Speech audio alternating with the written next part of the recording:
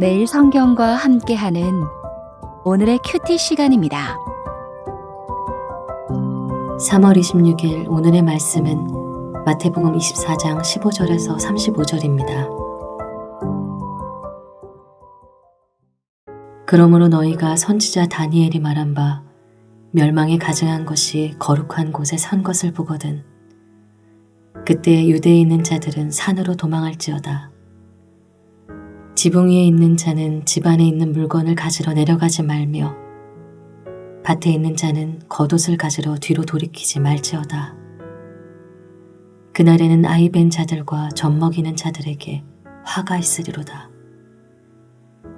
너희가 도망하는 일이 겨울에나 안식일에 되지 않도록 기도하라. 이는 그때에 큰 환란이 있겠음이라. 창세로부터 지금까지 이런 환란이 없었고 후에도 없으리라. 그 날들을 감하지 아니하면 모든 육체가 구원을 얻지 못할 것이나 그러나 택하신 자들을 위하여 그 날들을 감하시리라. 그때 사람이 너희에게 말하되 보라 그리스도가 여기 있다 혹은 저기 있다 하여도 믿지 말라. 거짓 그리스도들과 거짓 선지자들이 일어나 큰 표적과 기사를 보여 할 수만 있으면 택하신 자들도 미혹하리라. 보라 내가 너희에게 미리 말하였노라. 그러면 사람들이 너희에게 말하되 보라 그리스도가 광야에 있다 하여도 나가지 말고 보라 골방에 있다 하여도 믿지 말라. 번개가 동편에서 나서 서편까지 번쩍임 같이 인자의 임함도 그러하리라. 주검이 있는 곳에는 독수리들이 모일 것이니라. 그날 환난 후에 즉시 해가 어두워지며 달이 빛을 내지 아니하며 별들이 하늘에서 떨어지며 하늘의 권능들이 흔들리리라. 그때 인자의 징조가 하늘에서 보이겠고 그때 땅의 모든 족속들이 통곡하며 그들이 인자가 구름을 타고 능력과 큰 영광으로 보는 것을 보리라. 그가 큰 나팔 소리와 함께 천사들을 보내리니 그들이 그의 택하신 자들을 하늘 이 끝에서 저 끝까지 사방에서 모으리라. 무화과 나무의 비유를 배우라. 그 가지가 연하여 지고 잎사귀를 내면 여름이 가까운 줄을 아나니 이와 같이 너희도 이 모든 일을 보거든 인자가 가까이 곧 문 앞에 이른 줄 알라. 내가 진실로 너희에게 말하노니 이 세대가 지나가기 전에 이 일이 다 일어나리라. 천지는 없어질지언정 내 말은 없어지지 아니하리라.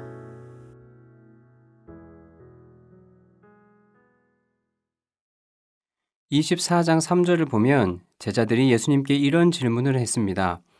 성전이 무너지는 일이 언제 일어나겠으며 또 주의 임하심과 세상 끝에는 무슨 징조가 있겠습니까? 24장과 25장은 이 질문에 대한 예수님의 대답과 가르침을 담고 있습니다. 어제 본문에서 예수님은 성전의 파괴나 세상의 끝날이 임박했다는 징조가 아닌 것을 먼저 알려주셨습니다. 거짓 그리스도의 출현, 전쟁과 분쟁, 기근과 자연재해는 역사 내내 반복해서 일어날 현상일 뿐 끝을 나타내는 징조가 아니라고 하셨습니다. 또 제자들이 겪을 고난도 끝날의 징조가 아니라고 하셨습니다. 끝날이 이를 때까지 제자들은 반복해서 고난에 처하겠고 복음은 계속 확장될 것이라고 하셨습니다. 이로써 예수님은 세상의 소란에 동요하지 않고 고난을 견디며 묵묵히 복음을 전하는 것이 제자가 취할 삶의 태도임을 가르치셨습니다.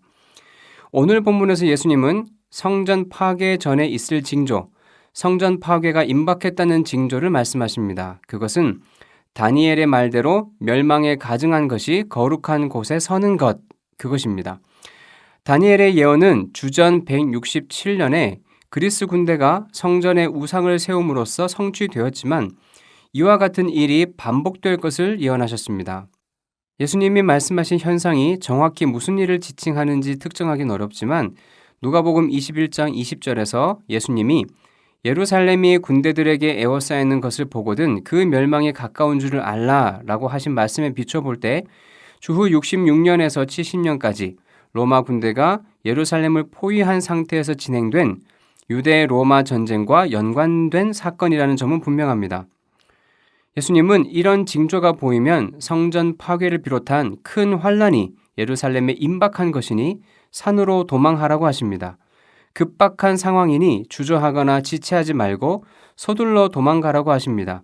그리고 그때의 환란은 전무후무하리만치 혹독한 시련이 될 것이라고 하십니다.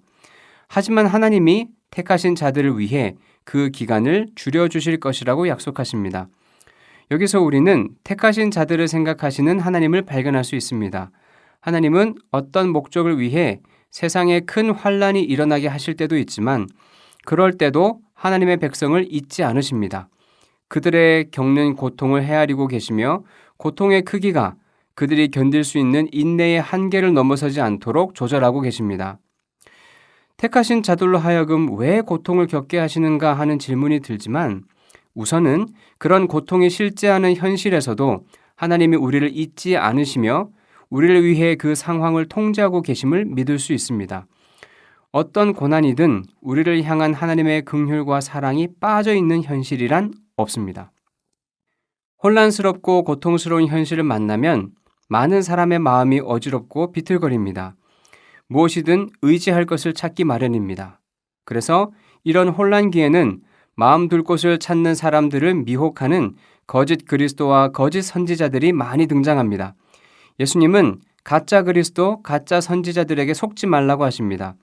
그들이 혼란한 현실을 종말의 징조로 떠벌리고 자기들이 일으키는 기적을 그리스도의 능력이라 떠들어도 속지 말라고 하십니다. 성전과 예루살렘의 파괴는 그리스도가 다시 오실 때를 알리는 징조가 아니기 때문입니다. 예수님은 일시에 갑작스럽고 공개적으로 다시 오실 것입니다. 그날은 한순간에 성취될 것입니다. 모든 사람이 단번에 알 것입니다. 오늘날도 혼란스러운 현상을 종말의 징조로 내세우며 자신을 종말의 선지자 혹은 그리스도라고 주장하는 사람들이 있습니다. 거기에 속아서는 안 됩니다. 성전의 무너짐도 종말의 징조가 아니었듯이 재난과 전쟁을 종말의 전조로 속단할 수 없습니다. 누구도 끝날을 짐작할 수 없습니다. 종말을 앞세워 사람들의 불안감을 이용하는 종교 사기꾼에게 속지 않도록 주의해야 합니다. 예수님은 이 큰 환란 후에 즉시 해가 어두워지며 달이 빛을 내지 아니하며 별들이 하늘에서 떨어지며 하늘의 권능들이 흔들리리라 하고 말씀하셨습니다. 이는 성전 파괴를 묘사하는 묵시적인 표현입니다. 이사야 13장 10절과 34장 4절에서 온 표현인데 이사야서에서도 세상의 종말이 아닌 바벨론 제국의 멸망과 에돔을 비롯한 열국에 내린 하나님의 심판에 대한 묘사였습니다. 거룩한 성 예루살렘과 신앙의 중심인 성전의 파괴는 제국의 멸망 이상의 큰 사건이기에 묵시적 언어로 표현하는 것이 자연스럽습니다. 예수님은 성전 파괴가 다니엘서에 예언된 인자의 권세를 드러내는 사건이라고 말씀하십니다.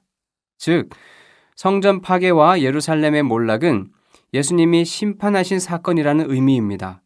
그리고 성전 파괴 시점 이후로 예수님이 천사 혹은 메신저를 보내 택하신 자들을 사방에서 모으는 선교의 시대가 열릴 것이라고 말씀하십니다. 마지막으로 예수님은 늦은 봄에야 잎사귀를 내는 무화과 나무를 보며 여름이 가까이 온 것을 아는 것처럼 멸망에 가증한 것이 거룩한 곳에 서는 것과 큰 환란이 일어나는 것을 보면 성전 파괴가 임박했음을 깨달으라고 하십니다. 이 세대가 지나가기 전에 이 일이 다 일어나리라 하신 예수님의 말씀대로 이 말씀을 하신 때로부터 약 40년 후에 로마는 예루살렘과 성전을 파괴했습니다. 로마 군대에 의해 성전이 파괴되는 사건은 하나님의 실패가 아니었습니다. 그 옛날 예루살렘과 성전이 파괴되고 유다 백성이 포로가 되어 바벨론으로 끌려가는 사건이 하나님의 실패가 아닌 것과 마찬가지였습니다. 성전 파괴는 예수님의 심판이었고 교회를 통한 선교 시대로의 전환이었으며 예수님이 예언하신 사건이었습니다.